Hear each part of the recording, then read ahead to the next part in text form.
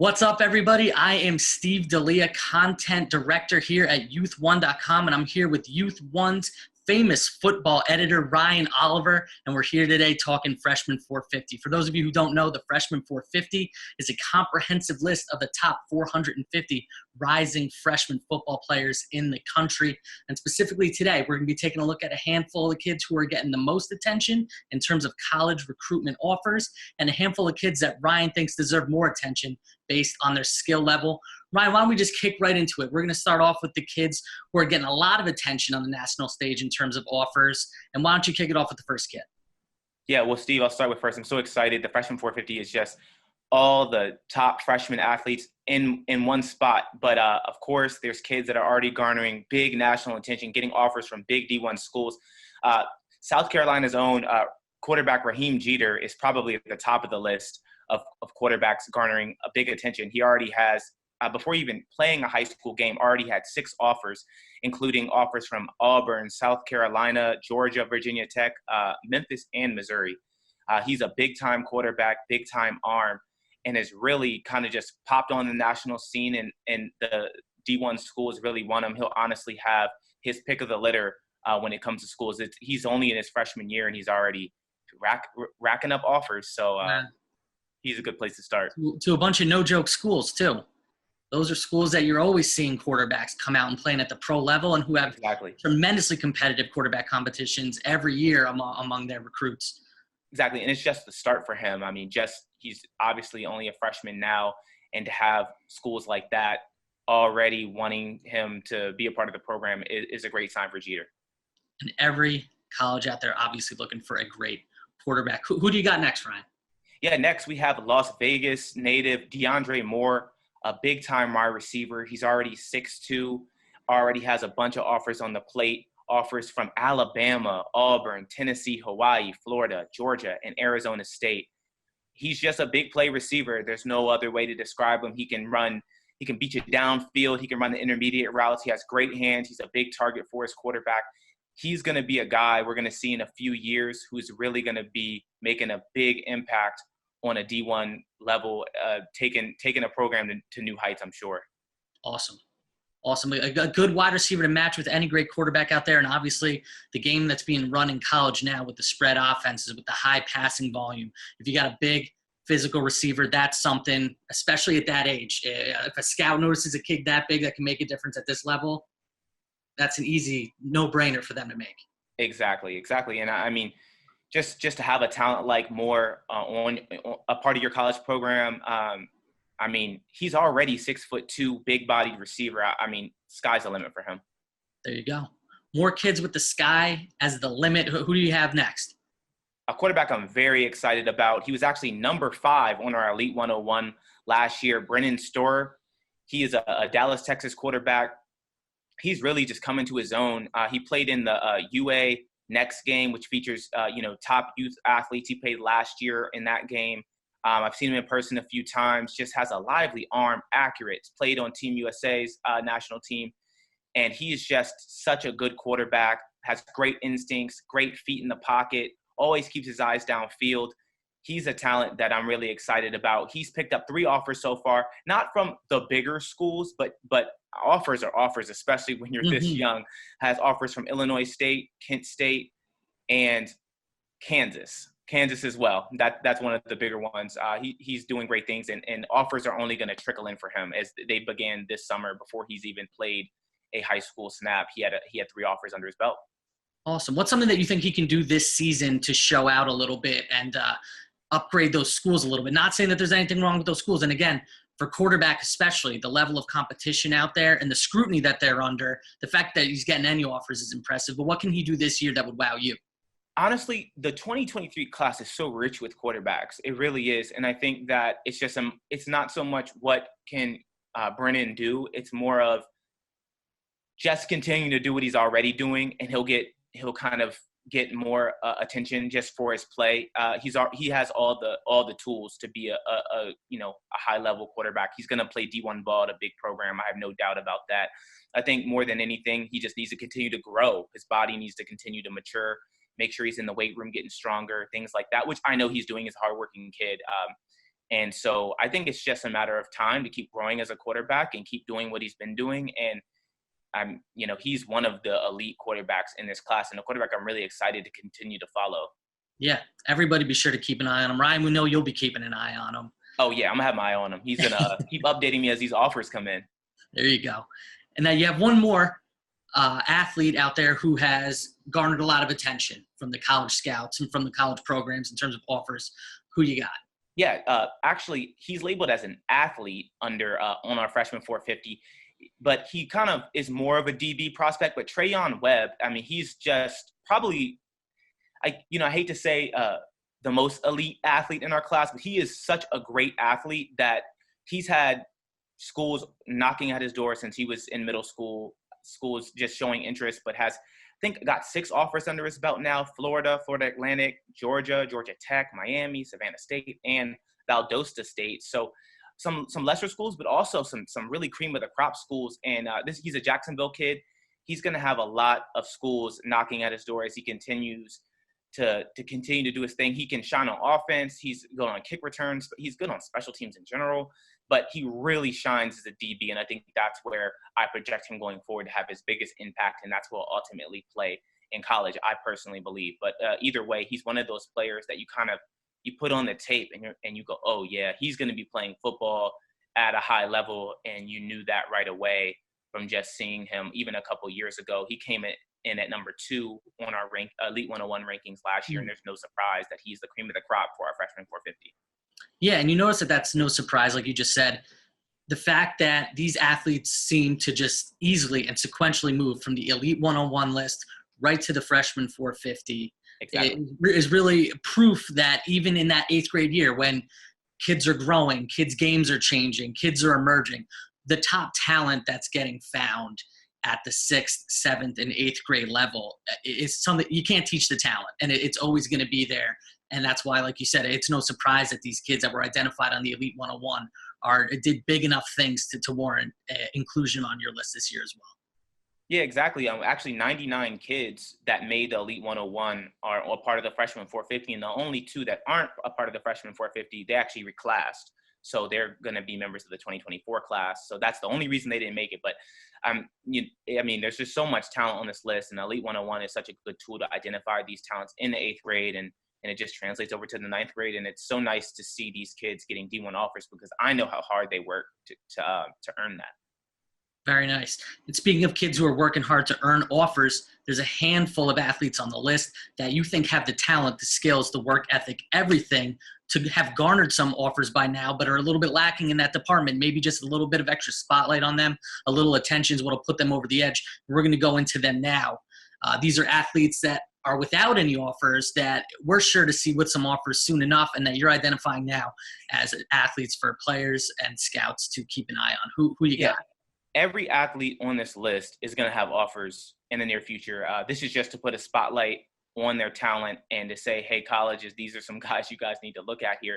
Quarterback Cody Shelton, who was actually number 1 on our Elite 101 rankings last year.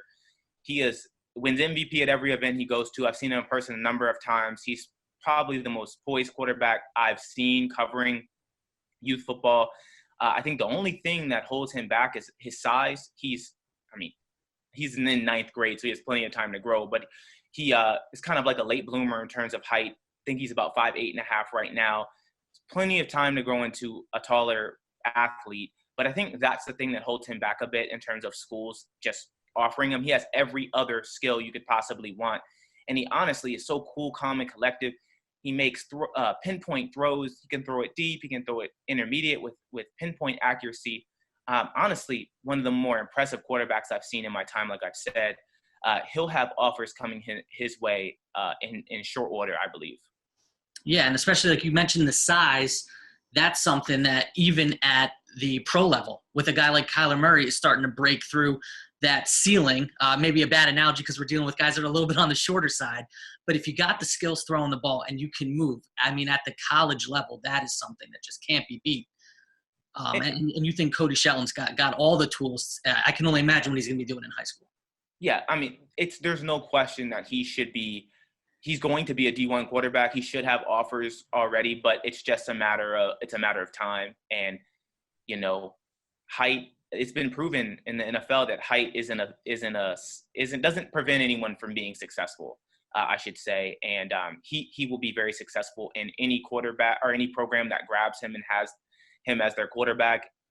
They're going to be in for a great ride. I'll say he's a winner. He's a winner, and that's all I can say. And he's a great kid and a winner. There you go. So that's the first kid we're taking a look at. Who else you got? Who's up next, Ryan, for guys that colleges really need to be focusing on as they go into their freshman year and as they're starting to play these freshman games? Yeah, well, cornerback Ryan Adams, he was a top 30 prospect on our Elite 101 last year.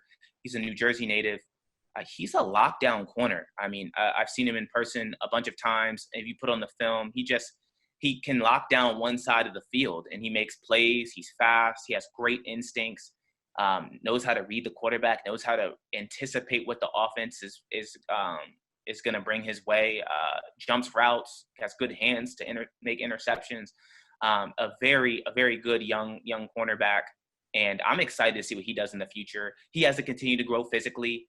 Just like all these kids, but with time, he's going to be an athlete that draws the attention of D1 programs and makes an impact. And he's a hard worker. And I mean, all these kids are hard workers, but I can really vouch for Ryan Adams. He's a very hard worker and is willing to do whatever it takes to play at the next level, and he'll make a big impact. Ryan Adams, and share a little bit about that with us, because he is a defensive back. Yeah.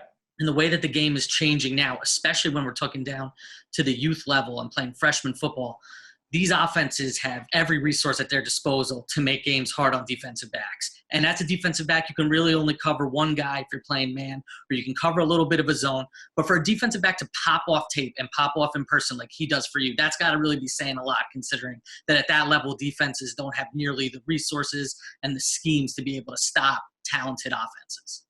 Yeah, he has great technique. I think that's something that I watch for is kind of sometimes, cornerbacks don't get a lot of action, as you're kind of saying, in the youth stages of football. But if you just kind of watch the technique and when the ball does come his direction, what is he doing? I think a lot of times it says more about especially for cornerbacks, it says more when the quarterback doesn't throw your direction or the play doesn't come your direction, because they know what you can do. He's a great tackler. He can support in the run game too. So again, sky's the limit for him. I think that his ability to pop on tape is just a testament to his ability. And going forward, he'll be a guy that does the big things for his high school and then for a college program in the future. Yeah, and as you're going to camps all throughout the offseason, you're taking a look at all these kids, you get to see him not just playing against his hometown competition. I mean, you're seeing him man up at some of these camps, at some of these 7-on-7s with the best receivers in the country, with the best quarterbacks in the country throwing him the ball. And he's doing a great job, and he's performing, and you can see that. And that makes him a very exciting prospect. Yeah. He had a great performance at Next Gen's The Show this past summer in Florida. He did a great job, and that's no surprise there. He was named to an all-show team. He's gonna be a highly recruited cornerback in the near future. Got to remember, these guys are only in 9th grade. I mean, the recruiting game has changed a lot. It's these young kids are getting offers, but for some of these kids, they don't have them yet. It's a matter of time. Just keep working hard, and it'll come. All right. So who's the next guy that you think's got a chance to make some noise in the upcoming years? So this is a receiver I'm really excited about.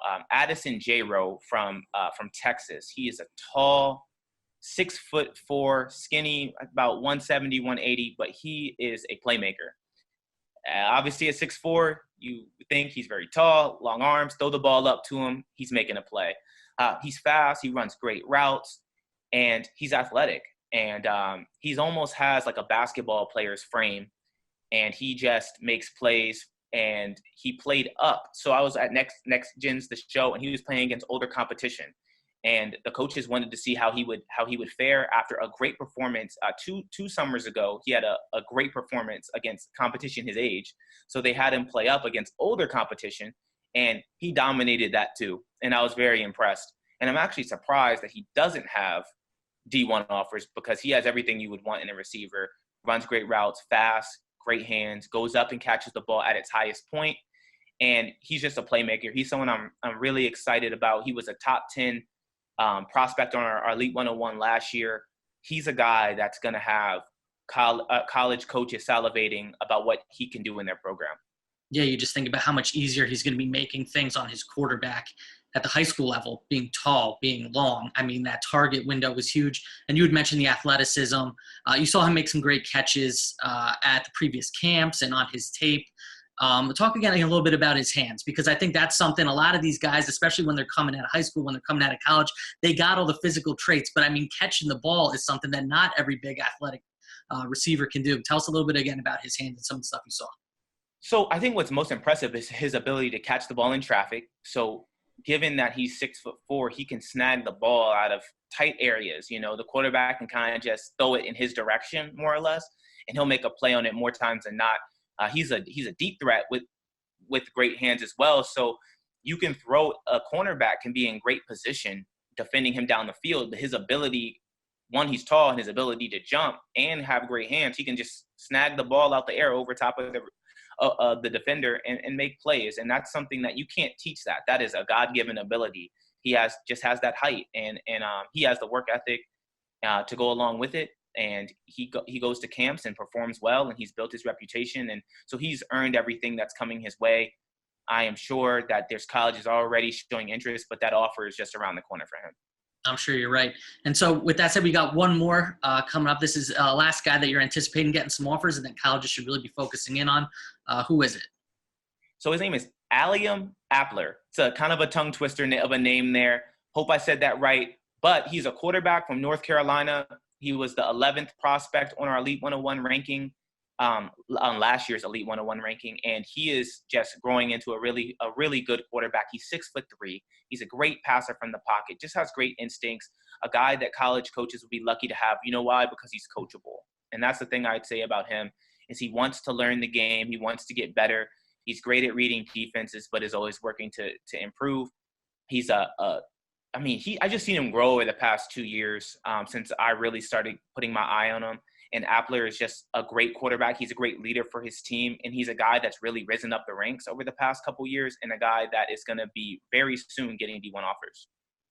Awesome. His name might be hard to pronounce, but they're going to be saying it a lot back in his neck of the woods. I'm sure there's going to be plenty of college coaches writing it on their clipboards, putting it into their spreadsheets, just like you put it into yours.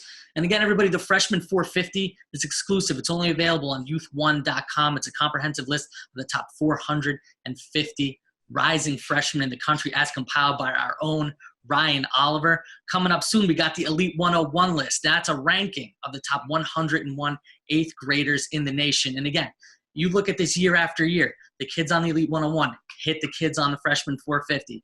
As they come off the 450, they end up on the ESPN list. They end up as multi-star recruits, and they end up playing college ball. Just watch on Saturday. You see plenty of the kids identified by Ryan Oliver and our Youth 1 football staff here. And we're anticipating big things for all the guys on this list. Ryan, why don't you send us off real quick with another reason why people need to be checking out the 450? The Freshman 450, one, there's a lot of hard work that goes into it, but the work is really about the athletes. It's about shining a spotlight on youth athletes that are making a difference. And I'm just excited to share it with everybody. You guys should check it out. It's the number one source for freshman athletes that are going to make an impact on the college level in the near future. It's your look at the future of football. So head over to Youth1.com and check out our hard work and check out these youth athletes that are going to be making an impact very soon.